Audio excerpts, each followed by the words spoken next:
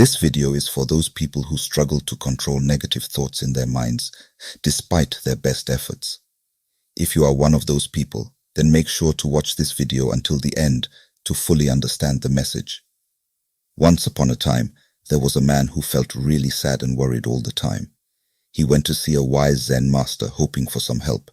He told the master, "Sir, my mind is always filled with negative thoughts.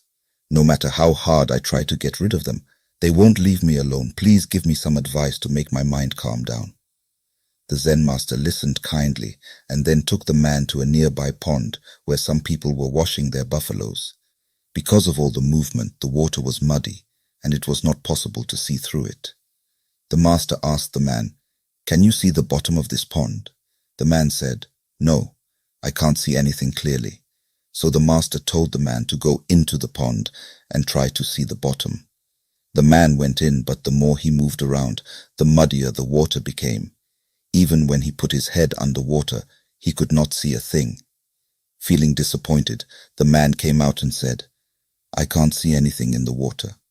The Zen master smiled and asked the man to sit beside him.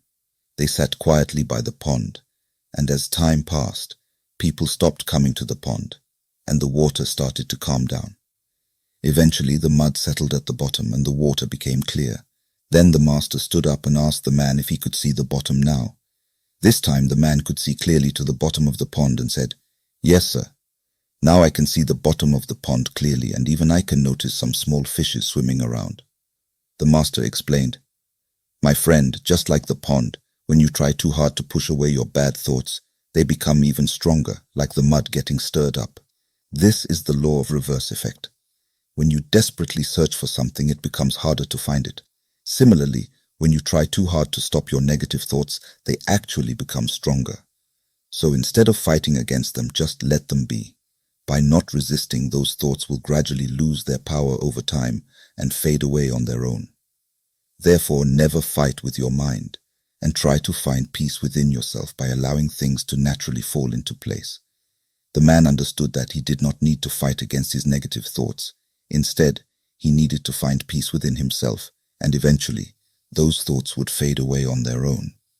If we look at the world around us, we will find that millions of people are suffering from the mental agony of negative thoughts in their minds. And the mistake they often make is trying to fight with their own mind to control negative thoughts. But what if you try not to think of a monkey? Will the thoughts of a monkey stop coming to your mind? This probably won't work, because as soon as the image of a monkey appears in your mind, it is impossible to get rid of it by consciously not thinking about it. The more you try to get rid of it, the more it persists. The monkey simile is commonly used to show how difficult it is to get rid of intrusive thoughts by force. Here we see the paradox of willpower, which is the basis of the backward law by philosopher Alan Watts. The backward law proposes that the more we pursue something, the more we achieve the opposite of what we truly want. So if you want to stop thinking about the monkey, then instead of trying to remove the monkey from your thoughts forcefully, let it dissipate by itself by leaving it alone. Just like in this story, the Zen master asked the man to just sit beside him and let the mud settle on its own. Now, how exactly does this backward law work in practice? How can we get what we want without trying to get it? This seems like an impossible and absurd way to operate, especially in a world where we are used to striving and putting effort into getting what we wish. The backward law shows us that the opposite is the case. We feel lacking because of our discontent with current circumstances. The greater our discontent, the more we suffer. For instance, if you feel like you lack wealth and you want to make more money, the more you try to feel wealthy and abundant, the more poor and unworthy you will feel, regardless of how much wealth and money you accumulate. The backward law teaches us not to get attached to the outcome of being wealthy, but just focus on doing the right things and giving your best. Another example of this principle is, suppose you are in water and you can't swim.